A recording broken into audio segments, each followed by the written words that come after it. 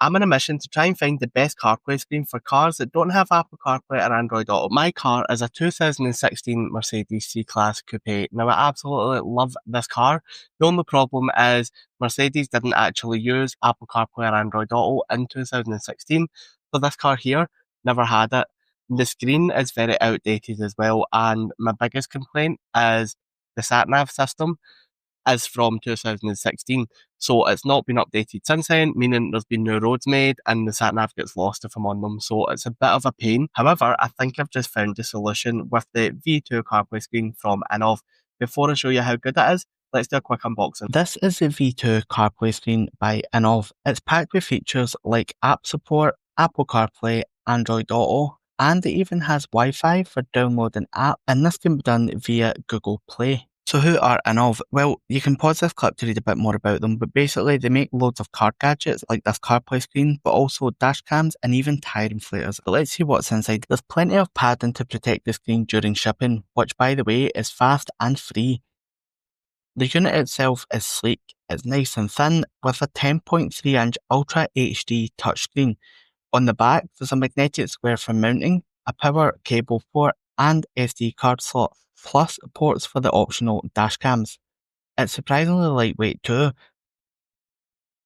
You'll also find a dashboard mount, 12-volt power cable, magnetic pad, plus this handy vent mount which we'll be using in my car.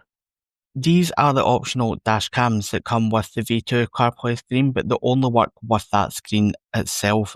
And you can see some of the quick specs here, but they're very high quality.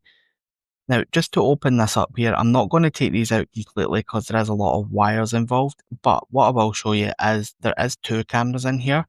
We've got one for the front and one for the rear. Now, these are dash cams, but the rear one works like a backup camera as well.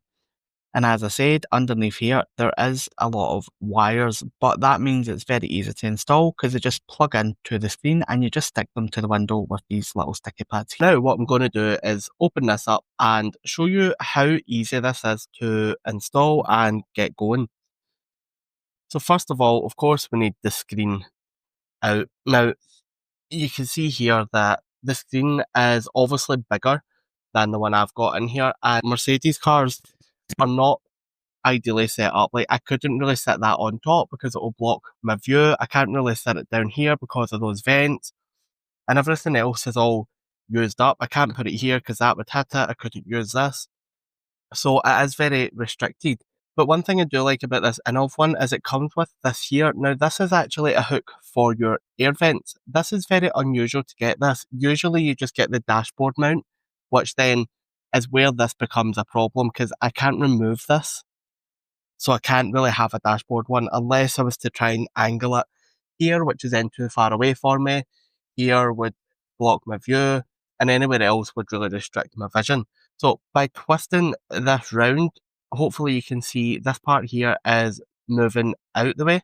So that does make it longer, which should be enough to go behind and hook onto this. And then once I've got it on, I'm just going to tighten this up again here so that it secures it in place. So you can probably tell I'm still having a little bit of an issue here just with the design of the air vent, but that is there, it is in place. The air vent is moving around a little, but I'd imagine if I tried a bit harder, I could probably get that into a better position. So the next step is we're just going to put this here on. So this is a magnetic pad and it just bolts onto this part. So again, you just open this up to loosen the hole there, pop it on, and then tighten it back up and it'll just sit in place. So this is my first time setting this up as well. I'm trying to see how easy this is to do without reading instructions, and in retrospect, it would have been easier to attach this part, then put this on the vent rather than the opposite way around. That was a bit fidgety, but that's user error. That's down to me, not the design of this. And I've also moved it to the other side of the vent because it just seems a bit more secure. But you can see there, that is pretty stuck to the vent. Then this is magnetic and should very easily just connect to that. There we go. I've not fully tightened it yet because I wanted to adjust it, but already that's a much better layout. If I'm here driving my car I can still see this. It's not blocking any major controls because it was just air vents there anyway. I can still get used to my climate controls, and I can still use the car's main features there and see that screen, which is good because I have a reversing camera, which would come up on there. So let's see about powering it up. To power up, you need to attach a cable here. So if I just take this off, that's really stuck on there. That's excellent, actually. That's quite a good test to see if it would fall off while you're driving. I don't think that's going to, because that was really stuck on. But you can see here with this adapter, you just plug that in there and stick that back on there now, nice and secure. And then coming down here, you just plug this in to your 12-volt socket. Now already you can see that is lighting up to show that there's power going to it. So we can now just switch this screen on. Let's just see how long that takes.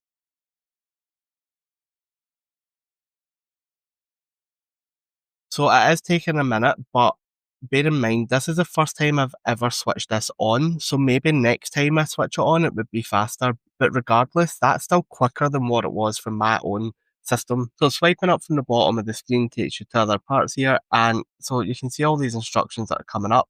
Swiping down the way brings you to this menu here where you can get your phone link. So bringing this down, you can see it's using Bluetooth. And if we go to phone link, now all I have to do is let it know that I'm looking to use the CarPlay. So if I come to my phone settings here, now this is an Android, so I'm going to be using Android Auto. If we go to connections and Bluetooth, now I test drive cars for a living, so this is a massive list of cars that I've connected to in the past. But you can see here, INNOVV V2. So if we just hit pair here, now the Android Auto sign's already coming up here, so if we allow access to contacts and messages, these are all standard messages that you get on any car when you're trying to connect it, so it's not unique to the screen. So you can see there, if we just hit connecting on Android Auto. Now, there we go, so this is a message asking to confirm it. And that's it. Now we've got instant access to my phone. And now you can see the type of music I listen to as well. So I've got my Spotify connected up there. Got my sat nav already shown on here.